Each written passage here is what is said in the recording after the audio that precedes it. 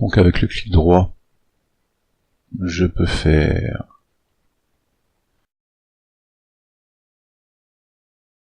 ceci, donc regardez à droite et à gauche. Si j'appuie en même temps sur le clic gauche, je peux avancer tout en choisissant l'orientation. Je peux faire exactement la même chose au clavier.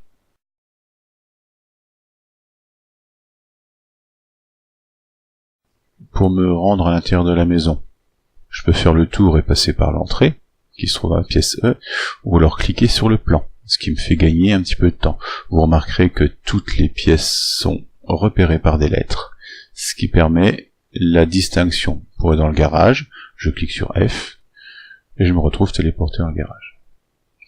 Alors les équipements sont déjà opérationnels, c'est-à-dire que si je clique sur des choses ici,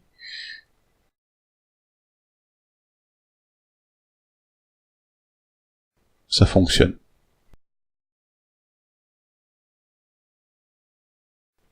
À noter que si par hasard les élèves appuient sur les petites pastilles de couleur et les mettent en mode vert par exemple, ça ne fonctionne plus. Parce qu'il faut que les interrupteurs, capteurs, les actionneurs, qu'on va retrouver ici en l'occurrence, celui-là ils ont du mal à le trouver, les actionneurs ici, soient dans le même mode pour communiquer, tout en rouge ou tout en vert. Là, je vais tout laisser en rouge pour simplement tester ce qu'on peut faire dans la maison. Donc comme vous avez vu, il y a 3 modes, rouge, vert, bleu. Le rouge, c'est commande filaire classique, on appuie sur l'interrupteur, ça se met en marche.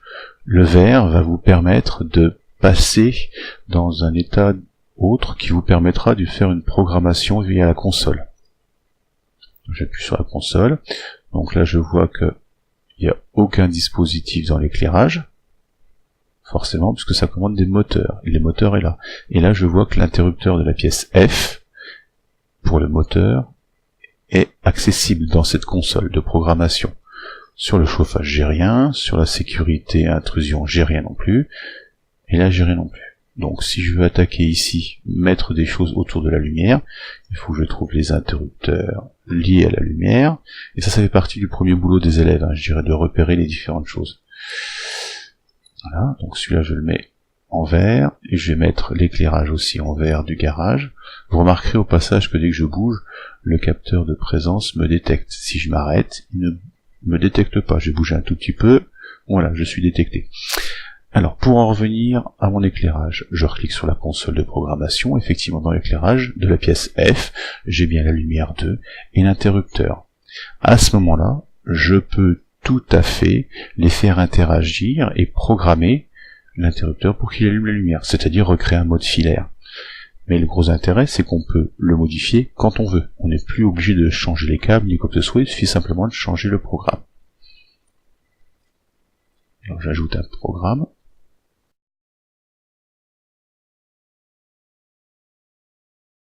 Le capteur, est-ce que je vais prendre l'interrupteur, j'ai mis que celui-là en vert, donc il n'apparaît que celui-là, ou est-ce que je vais prendre la télécommande, ou je vais m'embêter à dire je veux que ça s'allume à telle ou telle heure. Je vais en prendre un déjà avec l'interrupteur, parce que je veux toujours que mon interrupteur fonctionne, tout simplement. Voilà. Il agit bien sûr sur les lumières, et j'accepte. Là, mon scénario est classique, j'appuie sur l'interrupteur, ça marche. Mais je me dis que ça serait peut-être bien que je puisse commander l'interrupteur, enfin la lumière à l'interrupteur, mais aussi qu'elle s'active toute seule, la lumière, quand j'arrive les bras chargés, ou j'arrive, je garde ma voiture. Alors dans ce cas-là, je pense que vous avez compris, je vais mettre ce capteur de détecteur de présence dans le mode vert, ce qui fait que là, dans ma console, je vais le voir apparaître dans le dispositif, logiquement, détecteur de mouvement, ce qui fait que je vais pouvoir l'utiliser dans ma programmation. J'utilise un scénario, je vais l'appeler test 2, c'est original, et là, le capteur qui va me servir, bah bien sûr, c'est le capteur de détecteur de mouvement, qui va agir sur quoi? Sur la lumière. J'accepte. Et là, ce que j'ai fait, si vous avez tous saisi, c'est que j'ai fait un OU. C'est où j'appuie sur l'interrupteur et ça se met en marche, ou je suis détecté par le capteur de présence et ça s'allume. Je vérifie si ça fonctionne. Donc là, moi je bouge pas. Mais dès que je vais faire un petit pas en arrière, je vais être détecté ça s'allume. Par contre, je vais aller voir sur l'interrupteur si je peux l'éteindre.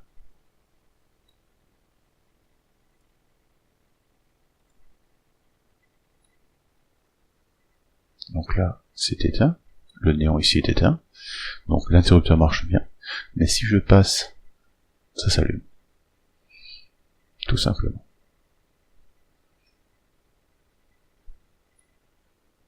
Donc les deux avantages d'un système qui est combiné, qui est un peu compliqué à faire en électricité, là, vous l'avez combiné d'une manière assez simple. Remarque, lorsque vous mettez des interrupteurs, comme j'ai fait tout à l'heure pour la porte de garage, certains interrupteurs ne sont que dans une famille bien déterminée pour la motorisation. D'autres sont dans plusieurs, comme la télécommande ou les détecteurs de mouvement par exemple. Mais le détecteur de mouvement ne va pas commander le chauffage. Par contre, on va le retrouver ici. Et ici, on ne le trouvera pas, la sécurité domestique. Il n'y a pas l'interrupteur. Donc là, il va falloir que les élèves expérimentent, ils essayent, pour voir quel dispositif peut commander quoi. C'est, à mon avis, un des principaux écueils que rencontrent les élèves quand ils commencent là-dedans. C'est normal, hein, c'est la démarche d'investigation. Voilà. J'espère que ça vous a un petit peu aidé, sachant que pour ouvrir la porte, on clique simplement dessus et on peut rentrer tout simplement dans la maison. Je vous rappelle qu'il y a quand même un étage accessible en cliquant sur rez-de-chaussée. On va directement à la pièce N. Voilà. Donc là, on a le petit bureau avec, voilà, on le retrouve au-dessus.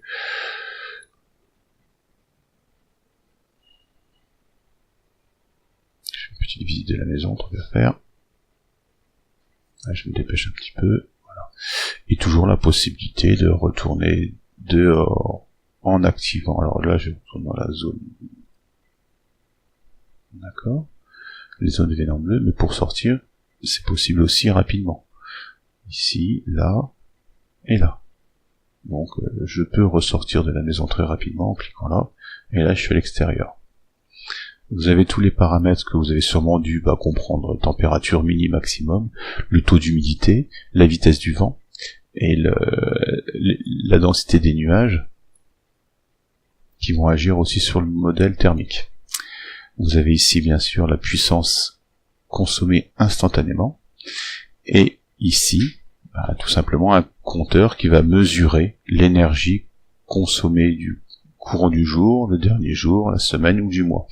Vous l'avez ici en dollars, mais en faisant échappe, vous pouvez dans les options, d'accord, modifier un certain nombre de choses comme la localisation, langue français, l'unité métrique et les compteurs énergétiques. Donc, consommation, ça va afficher en kilowattheure. J'accepte. Voilà. Et je reviens. Voilà. Et là, j'ai bien mon compteur qui affiche en kilowatts. Alors là, voilà. Bien. Une des fonctionnalités aussi très intéressantes. Alors, je vais retourner dans une pièce pour l'allumer, tout simplement dans le garage. J'allume la lumière. Là, je me suis détecté, donc là on voit que ça fait 0,20 kW, donc là je la mets en marche. Exprès, volontairement. Je retourne à l'extérieur, prendre le soleil, voilà, au bord de la piscine, et on voit que le soleil a une certaine hauteur. Alors, mettons que le vent soit passé et chassé les nuages, voilà, voilà, un petit peu moins de vent, voilà. Si je veux me rendre compte de combien...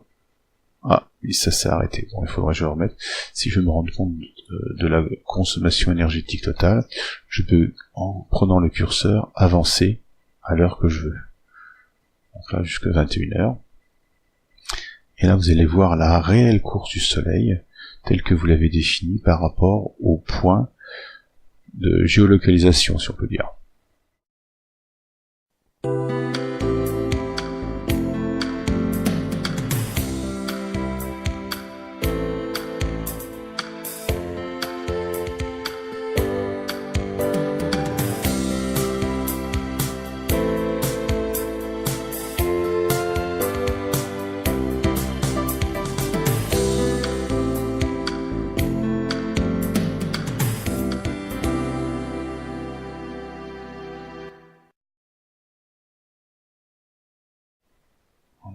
avez votre petite maison de l'extérieur.